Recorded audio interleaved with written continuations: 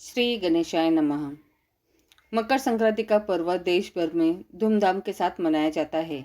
इस दिन खिचड़ी, पोंगल और बिहू भी मनाई जाती है। धार्मिक मान्यता के मकर संक्रांति के दिन गंगा स्नान और तिलांजलि करने से व्यक्ति के समस्त पाप कट जाते हैं। वहीं पितरों का तर्पण करने से उन्हें मोक्ष की प्राप्ति होती है।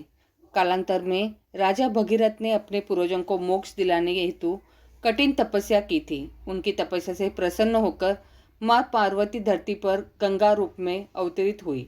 इस वजह से राजा सगर के पुत्रों को मोक्ष की प्राप्ति हुई।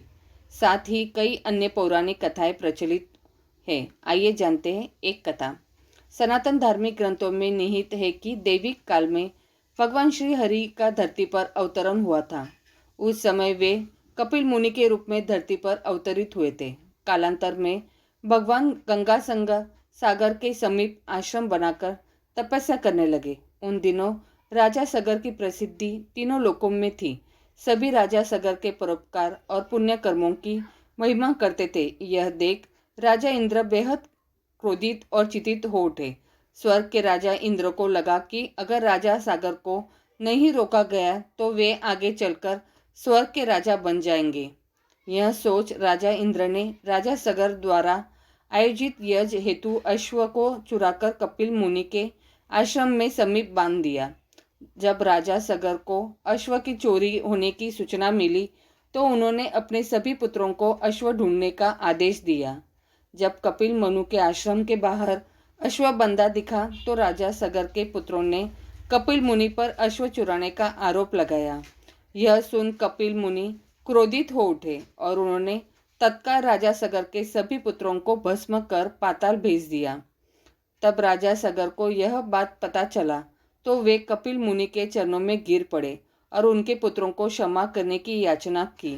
हालांकि श्राप वापस नहीं लिया जाता, अंततः कपिल मुनि ने उन्हें पुत्रों को मोक्ष हेतु गंगा को धरती पर लाने की सलाह दी। तब राजा भगीरथ ने माता पार्वती की कठिन तपस्या की। इससे प्रसन्न होकर माता पार्वती गंगा रूप धारण कर धरती पर मकर संक्रांति के दिन अवतरित हुई।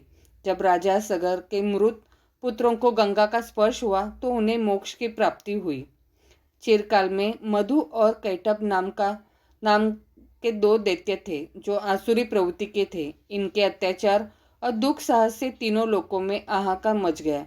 इसके बाद भगवान विष्णु जी ने दोनों को वध कर दोनों के धड़ को दो विपरीत दिशा में फेंक दिया। हालांकि धड़ एकजुट होकर फिर से मधु और कैटभ बन गए और तीनों लोकों में अपना आतंक मचाना शुरू कर दिया। इसके बाद भगवान विष्णु जी ने आदि शक्ति का आवाहन किया और माँ दुर्गा ने दोनों का भी वध किया। कालांतर में भगवान श्री हरि विष्णु जी ने मधु और कैटभ को पृथ्वी लोक पर लाकर मंदातर पर्वत के नीचे उन्हें दबा दिया ताकि वह फिर से उत्पन्न न हो सके। तब मधु और कैटभ ने मकर संक्रांति के दिन उनसे दर्शन देने का वरदान मांगा। दानवी के इस वरदान को विष्णु जी ने स्वीकार कर लिया। कालांतर से भगवान नारायण मकर संक्रांति के दिन मंदार पर्वत दानवों को दर्शन देने आते हैं।